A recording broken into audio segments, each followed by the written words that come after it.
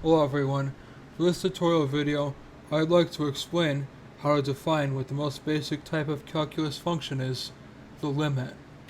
The etymology of the word calculus comes directly from Latin, which means small pebble, so the reason why calculus is given its name is because it is the study of small rates of change, and the estimation of what will happen in a function given small amounts of change.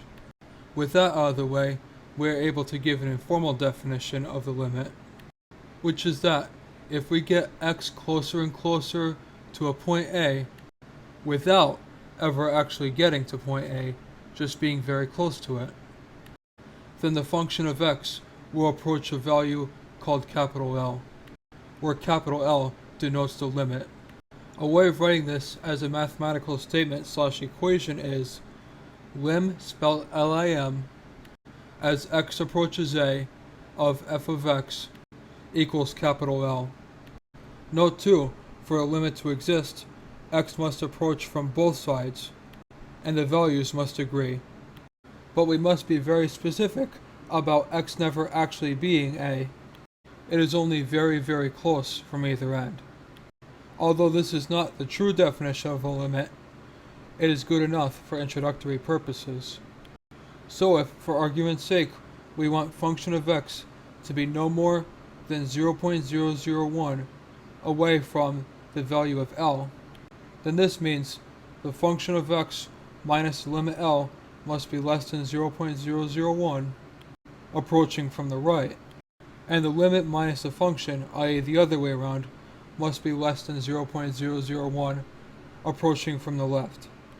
What this also helps tell us is that at any given point within this range, the function must always satisfy this condition for the limit to exist. If any point does not, then the limit does not exist.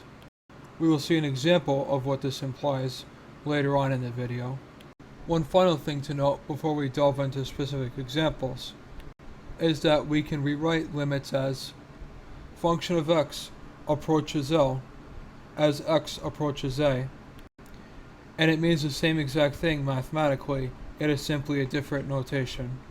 So if we are told to estimate the limit of x squared plus 4x minus 12 all over x squared minus 2x as x approaches 2, we would first plug in x equals 2.1 and 1.9 to get 3.85 and 4.16 for the function values. We get closer to the limit by making the distance smaller, so we have 2.01 and 1.99 now. 2.01 evaluates to 3.98. 1.99 evaluates to 4.01. We get even smaller, so 2.001, which evaluates to 3.99, and 1.99 evaluates to 4.00. We continue approximating with smaller and smaller distances to the actual limit point, and we see that it approaches 4 from either end, so the limit equals 4. However, we notice in this case, if we try plugging in x equals 2 directly, we would get division by 0, so it would not work. So it is important to remember that the limit never tells you what is actually happening at that point. It only gives you an estimation. If we graph out this function, we can see it looks like this, a neat function most of the time, but a hole right where the limit is. And we can draw two arrows pointing toward the hole to help us remember that we are taking the limit, so we are approaching from either end. Another example is g of x is a piecewise function, where it is the function from the previous example in every x besides 2, but it is simply 6 and not a function at x equals 2. We see that the function at point 2 is 6 by the definition of this function, but because we are taking the limit, we cannot evaluate the function at this point. Instead, we have to approximate it with the values nearby. And the values nearby are a function we already found the limit of, which is 4. So therefore, the limit of this function is 4 as well. We can see the graph of this function is basically the same as the first function, except there is a filled-in dot above the hole, indicating that the function does have some value, although it does not match the pattern given by the rest of the graph. This next example helps demonstrate the point that the function always must be approaching the limit at every point that is sufficiently close to the limit, and if any value is different, then the limit does not exist. If we take the limit as t approaches 0 of cosine of pi over t, we would plug and play in guesses like with the first function.